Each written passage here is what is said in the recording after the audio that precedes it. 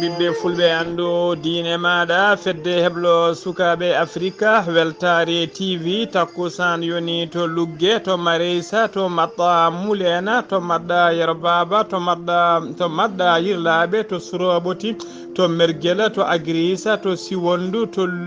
siwondu to ligela dede to tufde makama to jabala julliji ko on takkusan julam ha ender galle Ceerno Amadou Toksela ha to galle Ceerno Amadou Toksela Joba ha to galle Ceerno Boubou Pendo saltolik seba golgole ko taari dum kala ene jiya e gardidi kabruji men to leydi Mauritanie Mohamed Cheikh El Ghazouani hoole jo gendidi gonnoɗo e jillu mum to ardu gonnoɗo e jillu mum to leydi Égypte o jofti talata hanki o ndara nakshot lamorgo leydi Mauritanie to leydi Sénégal ma en jaa ha to Saint-Louis to ne ko lana ndiyam woni tigi lana awoɓe kañuma tigi woni ko yuytona e ka jolluno yimɓe jeegomo hen tato jiita men guuri tato heddiɓe noon ko majjuɓe melew ene donka yitede to leydi Mali ma en jaa ha to Meneka toonne ko sagataɓe jogitiɓe ɗiɗo ha teddi jani e galle goto ɓe jooɓi fittandu babiraɗo biteɗo Sultan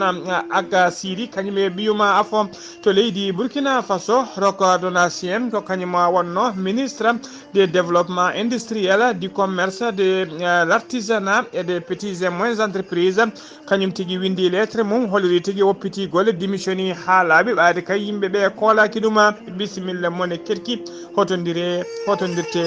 joni piren pacciren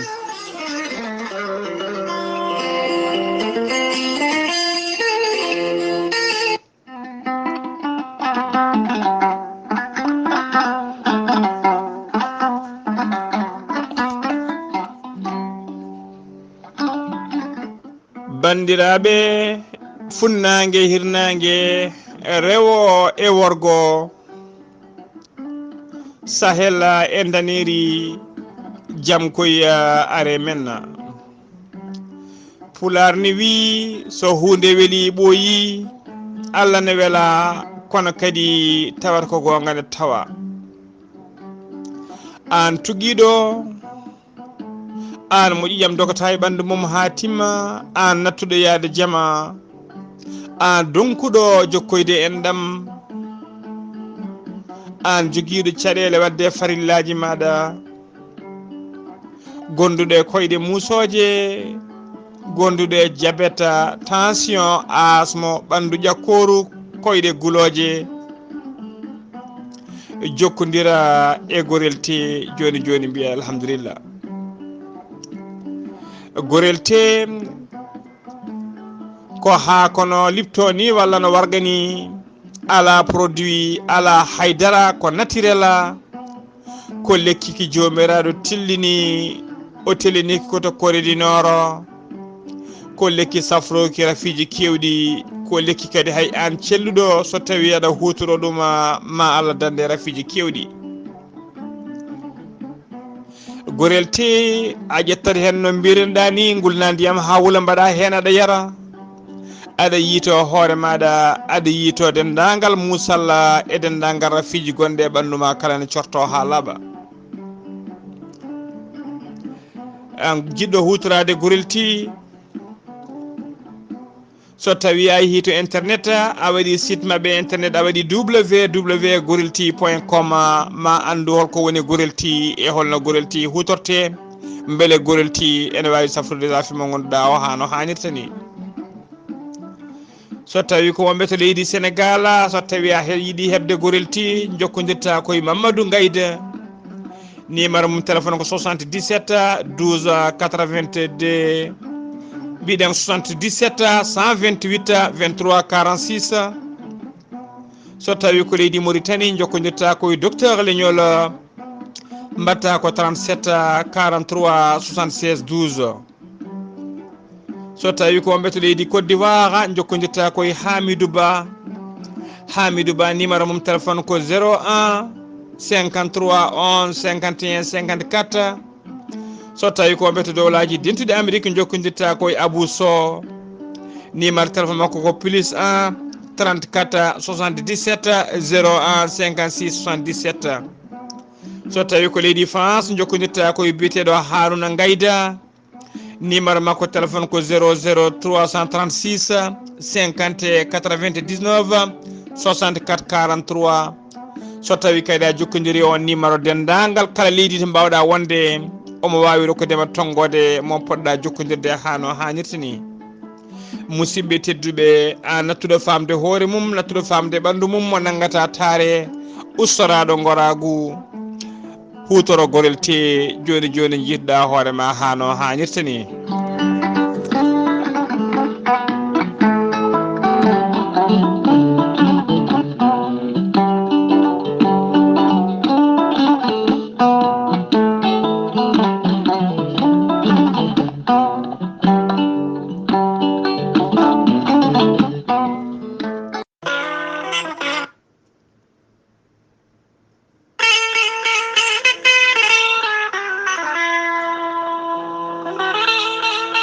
ciggam nange wulnge jaw ari addi ko jam addi ko lellitare e ɓamtare rendo meɗena. ciggam nange wulnge jaw ko équipe keɓlaɗo toon to leydi turki wawɓe golle mum sukaɓe garɗuɓe golle jogguiɓe fannu installation keso. ciggam nange wulnge jaw e gardugol haruna dawouda ndiaye taweteɗo to tumbela aɓe jogui kaɓirɗe celluɗe lattuɗe ɗen kaɓirɗe giwi ko toon to leydi turki ha toon to leydi Allemagne. ciggam nangue wulngue jaw ari ko faabade en eɗen jogui nangue oɗo saaha mo gonɗen aɓe jogui panneau solaire aji moƴƴi batiraji moƴƴi kono ne kadi machine aji bawɗi fodde diƴƴe hay so tawi woyduma yettima temedere métre. so tawi ko forage joguiɗa guila e guesa ma ha e jardin ma ha e nder galle ma kala aɓe jogui machine aji celluɗi lattuɗi taw ko marque Allemagne walla ni Turki ɓe jaltinanma ndiyam ha tina hen an hoorema a heeɓi ndiyam. so tawi ko installation moƴƴo keso jaaduɗo e jamanu gam ngabbinanede panneau solaire aji walla ni frigoji walla climatiseur uji ha e lampaji garɗuɗi kala kami frigoji jokkodire ciggam nangue wulngue jaw. ciggam nangue wulngue jaw hande ko dariɓe e nangue mumen ene ƴellita gueɗe sa jokkodiri e tonggode mabɓe ma heɓen kollaɓi maɓe kolle hen fannu noɓe gollirta kala. sa yiiɗi jokkodirde ciggam nangue wulngue jaw woto woɗɗu joni joni. so tawi koye nder leydi Sénégal mbatta ko 00 221 77 566 40 22. so tawi ko Mauritanie mbatta ko 00 222 46 97 84 75. musidɓe tedduɓe ciggam nangue wulngue jaw ari ko faabade en facture ala haydara ala ko nangue tan jaltina faya koye dabbude kono matériel moɓe jogui o ene wawi moftandema jeygue hayso higguiɗi tawatinata caɗele. mbadden dando faade équipe keɓlaɗo garɗuɗo ciggam nangue wulngue jaw.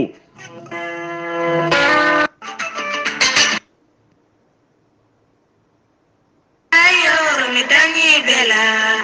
mi hirnana bela yoro mi daftay bela hayo bela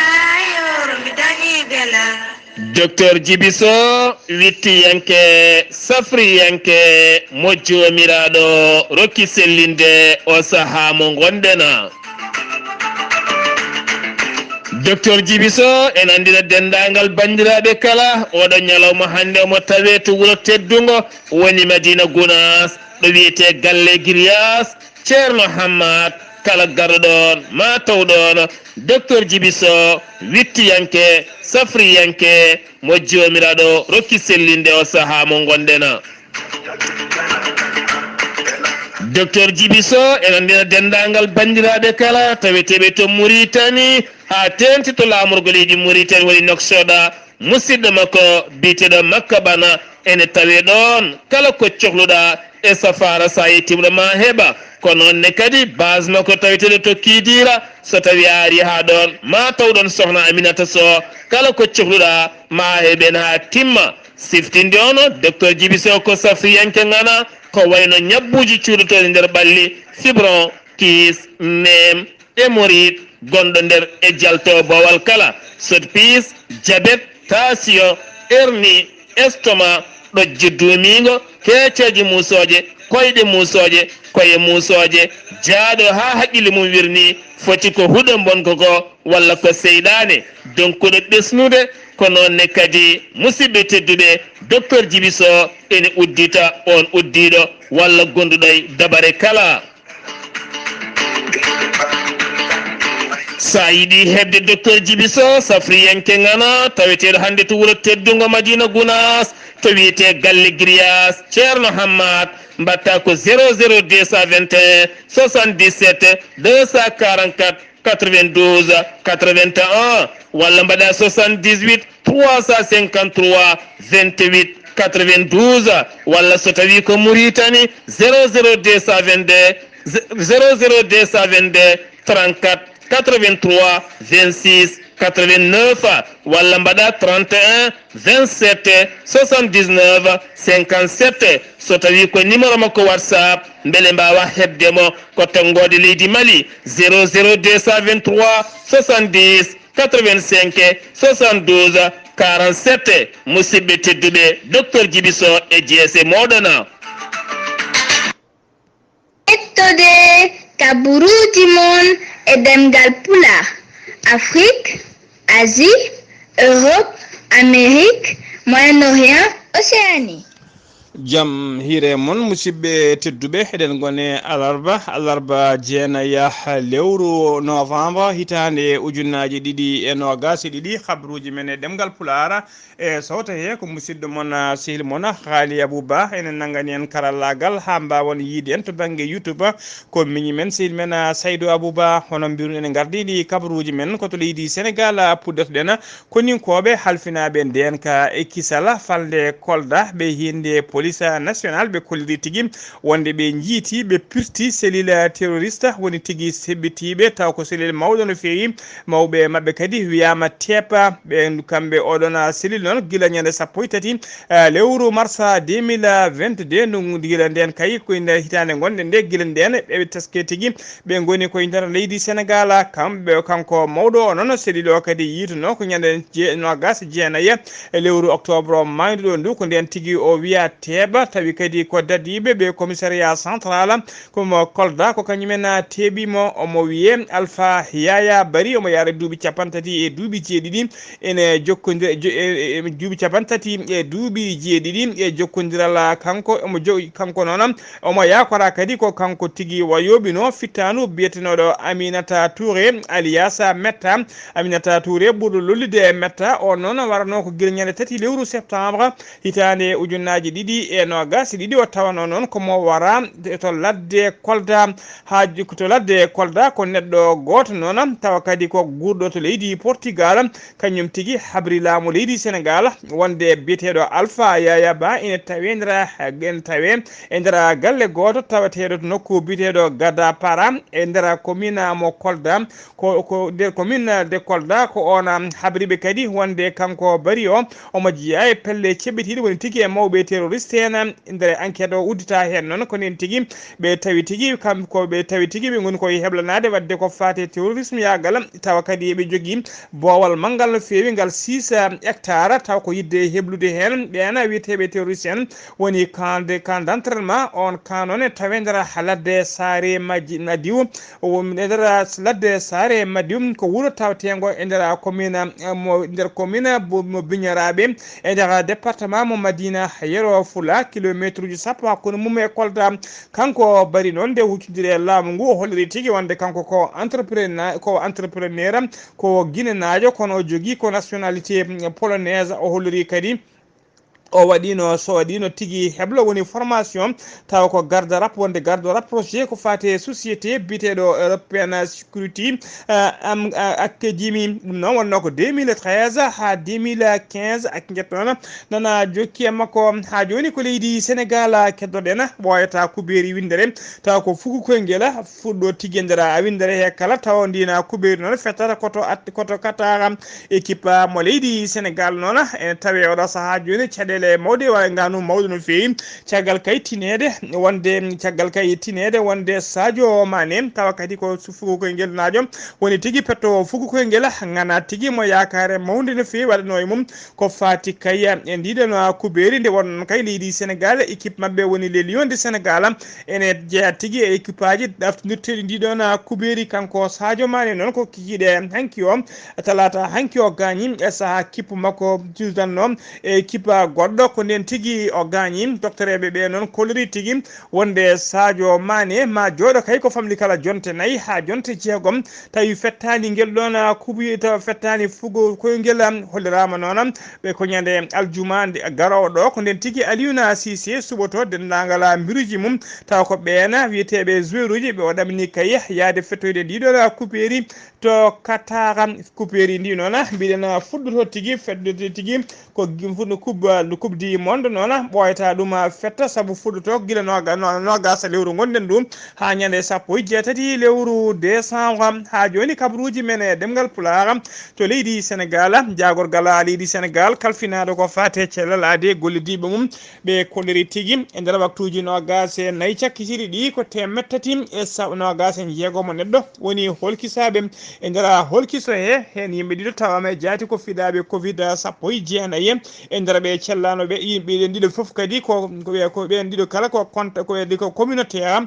e nder ɓe cellanoɓe jeeɗiɗo kefti cellal mumen hay goto ala mo rafi o yooɓi hay goto kadi ala tawateɗo ene tampita ko wattateɓe ndiyam ɓe kolliri noon tugui ko morosonaji leydi ndi faade oɗo saaha joni ko windete doggol coronavirus ɓe jettima 67 ujunere e 197 neɗɗo so tawi ko heftuɓe cellal mumen ɓe jettima 66 ujunere e 194 neɗɗo so tawi noon koɓe rafi o yooɓi pittali men eɓe jaara ujunere 109 e 60 yimɓe jeetato so tawi kay ko yimɓe fuɗɗiɓe ƴettude ñakku mumen tugui ko rafu gon dafi o naati leydi ndi fuggi ko ñakku ngo naati leydi ndi faade ɗo saaha joni ƴettuɓe ñakkoji mumen eɓe jaara e million e 900 e yimɓe jeenayo ujunere ne fawi 190 neɗo woni 1,109,190 personnes ha joni ko leydi Sénégal keɗoɗen jeena ha to Saint-Louis maayo hango ngo Saint-Louis ene jokki ha joni yoɓade pittali ɓena awoɓe hollirama tigui ɓen doga hande o sanga 5h du matin ko laana jollunoka yimɓe joyo jollunoka yimɓe jeegomo taw ko awoɓe ko kan laana tigui yiwi e nder maaje kadde hen tata noon jiitama tata heddiɓe noon ko majjuɓe melew ha oɗo saaha joni ko ronkaɓe yitede woni porté disparu awoɓe noon jeeyaɓe to nokku biteɗo Sandiaba ha to Guet Ndar foof kañumen kala ndendini doole mumen peeji men kala nana e guilaw ɓe cuwata o yitede koto Thiès paaɗen to legal grand standing ngala Thiès ko sagataɓe ɗiɗo wonnoɓe dow moto men Jakarta ko kañumen mbaɗi agressé woni tigui ɓe jani photographe goto ɓe jaade téléphone makko noon on photographe noon caggal kayde hewtide téléphone mum yiiɗi riddeɓe kay ko ɗon ɓe duñi ɗum yani wasi fittanu muɗum on photographe noon omo wiye Amadou Cissé mbiɗen noon ɓe jaade téléphone makko portable kamɓe ɗiɗo fof noon kamɓe wiɓe ɗiɗo ɓe gonno koye moto taw ko moto taxi moto kanko ne wonno koye moto makko nde o yinno tigui Abba Demba gam yidde heftude téléphone makko ko ɗon tigui goto e mabɓe keɓɗo caggal o duñimo ko ɗon yani jomum ngu noon woppanimo ko hen o wasi fittanu makko ha joni kabaruji men ɗemgal pulaar to leydi Sénégal jiyan ha to Ziguinchor jabɓoɗen musidɗo men seydi men Amadou Saga Kébé assalamu aleykum wa rahmatullah. Aleykum salam wa rahmatullahi taala wa barakatuhu. Ghalii Abuu Bah salmitama e dennagal hettotoɓe Weltare TV. Kabaruji garanɗe ɗo e nder Ziguinchor ministére Mansour Faye toppitiɗo ko fewte batte talliji e transport o ummima ɗo hanki o dawani to e Bignona fewde to e Jululum fewde Bayla holko nayimo toon golleteɗe toon fewte batte pumuji ɗi ko fuɗɗa ko lebbi 6 ina wayno ina jogori gasde e nduɗo lewru décembre o holliti noon golle ɗe ne jaari yeeso pom Bayla o juutede muɗum ko 100 métre ina wayno pom Jululum o juutede mum ko 80 pom Bayla o noon jaajeni ndi ko 60 pom Jululum o jaajeni mum ko 50 holɗo hawre kopporeji milliard uji 4 ɗum noon ko pour ha lawol ngol wawa gollede beele ummade ɗo e Ziguinchor fewde Dakar beele ina wawa webde ɗum noon golle ɗe eɗe jokki ga no feewi sono mima ɗon jehen to e département Bignona mairie Tangori Bignona kamɓe de ɓe duñi jungo e poos ɓe jaltini kopporeje million ngaji 4 fewde batte école aji ɗe jikinaɓe mumen pamɗi doole ɓe mbawa wallide ɓeɗo élewaji dañano janguiri gila e fourmitire ha e kayiji ha e sakuji ha e bikuji beele e jangde mabɓe ina wawa yarude yeeso no fewi nde wonno ɓe gandi jikinaɓe ɓe ngala doole soɓe ballani ɓe ɗum noon ina wayno jangde mabɓe yahata kamɓe noon mairie ndi ɓe kollite ɓe gonde caɗele haalis kopporeje ina wayno mairie mabɓe o ala ko nanata e hunde atelier pip kañum de udditi to e Kapsikiring ina jaggi fodde temedde ɗiɗo ɓiɗɗo gorko e debbo eɓe gonto eɓe mbaɗa formation eɓe mbaɗa stage ɗum noon oɗo atelier ko privé ko pour ha feere fewte batte ndema e mahateje e kuura e gaynaka e dennangal soferagal e hunde foof ha to laaɗe e ndiyam foof eɓe mbaɗa ɓe stage ɗum noon ina wayno kamɓe foof ɓe notima toon ina wayno projet ji kewɗi nani ga udditi sukaɓe hewɓe nani ga ina mbaɗa stage uji ko fewte batte holɗum liggeyaji ɓen no goni janggo darotoɓe care e nder leydi Sénégal ina mbawa gollade nde wonno so tawi neɗɗo ala meccal ina wayno hay so darima e nokku yidde dañde hunde nde sa namdama meccal ma ala ko jaltinta ɗum waɗi aji ettatake kamɓe noon projet ji nani ga keewi ina jangguina sukaɓe Sénégal naaɓe ɗum noon Weltare TV musidɗo mon Ahmad Issa Keɓe gorko mbotto kabaruji ɗo fo ɗo radio Zigui FM jokkodirde e Ghalii Abou Bah yaltoke walde jam allahumma amina seydi keɓe seno mima to Ziguinchor koto leydi Mauritanie paɗen horejo leydi Mauritanie hono Mohamed Cheikh la Ghazwani gonnoɗo e jillu muɗum to Sharm el Cheikh e nder leydi Égypte tawi nawnomo toon ko tawtoriyede batu ngo hinde COP 27 nguna batu noon koko fati kay e batu Nations Unies joɗoto e kala saaha ko fati e changement climatique o arti hanki jamma noon o jofti e nder nakcoto lamorgo leydi Mauritanie o yahano goto noon omo yaduno e sete timmuɗo e nder on sete noon ene tawe hen joom suudu makko biteɗo Mariam Mintou Da wondude e jaago gala kalfinaɗo ko fate e gueɗe caggal leydi hono Mohamed Salem Wula Merzouga e jaagogal kalfinaɗo ko fate pétrole énergie e mine hono Abdesalem Wula Mohamed Saleh omo yaadi kadi e jaagogal kalfinaɗo ko fate taridi hono Layla Camara e dirkab makko woni directeur cabinet makko biteɗo Isilmou Wula Cheikh Ahmed ha joni ko leydi Mauritanie keddoɗen hoore jaagoɗo leydi Mauritanie hono Mohamed Wula Bilali Mesouda o joɗima ñalawma hande o kihiɗe he ɓe joɗima batu o joddi batu ngu noon koye ministre secrétaire général à la présidence de la république hono Moulay Wul Mohamed Lagdafa ene tawtora batu ngu kadi jaagogal kalfinaɗo ko fate gueɗe nder leydi wondude e jaccingol laamu wondude directeur cabinet hoorejo leydi ndi woni dirkaba ene gartu noon e nguɗon batu so tawi kay en keeɓi hen ko laaɓi holko wonno mujiba nguɗon batu ha joni ko leydi Mauritanie keddoɗen ministre des affaires étrangères et de la coopération woni MAEC mo leydi Mauritanie mo leydi tengtini alarba hande o wargo Mauritanie najo goto baraɗo to république démocratique du Congo toon noon kanko baraɗo o noon o wetino ko Chevira Moukhtar Bouya Ahmed ministére des affaires étrangères noon ɓe kolliri tigui oɗo saaha joni eɓenen dardi kay e dadiɓe e laamu RD Congo beele kay losgoji jaƴine mbawaɗede ha tigui ande hol yoɓiɓe fittandu oɗon sagata Mauritanie najo baraɗo toon to RD Congo beele kadi ɓe kolliri kadi maɓe darono doole mabɓe ponno gam kamɓe kono ministére des affaires étrangères holliri tigui ma darono doole mum ponno rende ɓesguji muɗum tawateɓe caggal leydi kala beele kadi gueɗe baɗi ni hamtoridde ene natta siftinde on noon e nder Afrique centrale e kala saaha ɓesguji men keewi warede toon ha joni ko leydi Mauritanie keddoɗen ha joni ko leydi sen ummima to leydi joni ko leydi Mauritanie keddoɗen to leydi Mauritanie noon groupe woni tigui diɗɗal yimɓe taw ko ɓattiɓe étudiant militaire maynode to Nouadhibou tawa kadi ɓe noon mbaɗi diño mumen yeeso galle lamorgo leydi Mauritanie ñalawma hande on gona diño noon ko namdadeɓe nde enquête jaaƴo taw kadi ko enquête lerɗo ceerno nde wawata waɗede ha ande kay laɓɓine tigui ko fati e mayde oɗo suka tokoso taw ko étudiant militaire on noon o maayi ko nder école woni académie militaire mo Nouadhibou ko police noon ari sari sakiɓe kamɓe wannoɓe digne mabɓe to en face woni tigui e boowal tawatengal ne huccite galle holojo leydi ɓe cakira noon ko wasde ɓe jogade yamirode wadde ngoɗon digne woni tigui wasde jogade ko wiyete autorisation kamɓe jinnaɓe oɗon sagata basɗo fittade mum e nder oɗon camp militaire tawa kadi ko kande formation biyeteɗo Taleb Ahmed wula Ekkar ko noon o wiyeteno omo yarano e duuɓi nogas ɓe jinnaɓe noon e koruji ɗi kala kolori tigui yidde mumen ko yo autopsie waɗe hen kay beele ne ande holko yooɓi fittanu makko siftinde on noon ko ma yifade joni kene wona jonti ɗiɗi kono ha joni o suwa wirede kadi ha joni autopsie waɗaka e goski he habruji men ɗemngal pulaar sen umima to Nouadhibou ko to leydi Mali paɗena to leydi Mali bandiji joguitiɓe ha teddi jani e galle biteɗo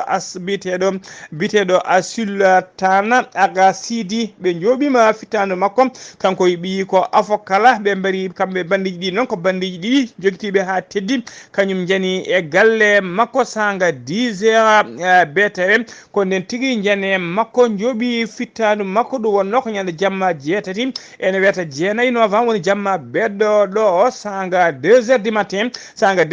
ɗaccon haqqi ko sanga 2h du matin ko nden ɓe jane makko ɓe joɓi fittanu makko kanko sittanga noon ak Sidi baraɗo o kanko ɓi ko afo kanko noon ko enseignant woni jangguinannoɗo école ha joni ko leydi Mali keddoɗen cagol Ghalii ɗi kalfinare ko fate yanga otoji woni ministre des transports e gollediɓe mum ɓe kolliti ko keɓugal manggal ɓe goni oɗo saaha joni yidde egginde poste contrôle tawateɗo to Kati on poste noon ɓe jiiɗi artirde ɗum ɓe nawta ɗum koto wiyete Dioba walla to wiyete Monsombongu koto ɓe jiiɗi artirde oɗon poste noon siftinde on gueɗe baɗe ni kala sahani he waɗe nder leydi he so poste contrôle dirtinede saabu kay ɓe dirtinino poste de contrôle taweteno ɗon to Yirimadio ɓe gartiri ɗum to nokku biyeteɗo Zantingela e poste Senu nawanoma to wiyete Jala Koroba ha joni ko leydi Mali keddoɗen général Gamou général de l'armée mo leydi Mali biyeteɗo Hadi Gamou ko ya jaale taw ko groupe autodéfense Touareg o jeeya kadi omo jeeyata l'armée leydi ndi o waɗi erago noon ko fati leñol wiyete o jeeya koye leñol wiyetege im aqen o jeeya o waɗi erago noon communiqué makko jaƴƴo no fewi nder réseaux sociaux ji on communiqué noon ko erade dendagal Touareg naɓe tawateɓe to mbawi wonde nder leydi Mali kala ha caggal leydi o waɗiɓe e kamɓe kala o nodditiɓe ko ɓuuri yawde e yaccade kamɓe kala nde ɓe pottoyte gawo ɓe mbawa tigui darade rende wuuro gawo ngo habtade pelle ceɓɓetiɗe ha tengti noon e ndeɗo fedde seɓetinde witede état islamique dans le grand Sahara ha joni kabaruji men ɗemgal pulaar koto leydi Burkina Faso dirten kabaruji men Rocco Donatien ko ministre du développement industriel du commerce de l'artisanat des petites et moyennes entreprises o joƴƴini kayit makko woni ɓatake makko démission gol hollide tigui woppiti golle makko ha laaɓi e wonde jagorgal e nder ha leydi he ɗum noon on ɓatake ko talata hanki o windi ɗum ko talata hanki o kadi o joƴƴi ɗum kanko noon siftini ɗon ko ñande 25 lewru octobre gonɗen ndu ko nden tigui o subano o waɗano ministre du développement industriel du commerce de l'artisanat et des petites et moyennes entreprises guila o suɓa noon pelle kewɗe ha tengti e pelle commerçant ji tawateɗe nder leydi he kollirin tigui jadani e oɗon nomination saabu tigui omo tuma e kala saaha hutorade ko fati e mbuñari e wasdemo nunɗuɗe kanko noon holliri ɓade kay yimɓe leydi ndi ko walaki mo natti hoolade mom ɗum noon ko ɗum saabi o windi ɓatake makko ko fati e démission wonde woppite golle ɗe ha laaɓo holliri no addinimo démission de ko beele kay gouvernement o ene wawa liggade wawa gollade hano hannitini musidɓe tedduɓe gasi ha laaɓi ceer ko ɗum ɗo wonno ko min tongal noon kabaruji men ɗemgal pulaar e sawta he ko musidɗo mon sehil moon Ghalii Abuu Bah to Ziguinchor ko Amadou Isaga Kebe to karallagal ha mbawon yiide en to banggue nete ɓosoje ko Saydou Abou Bah kirki malaki jaam yo jaam Allah jogom jogo on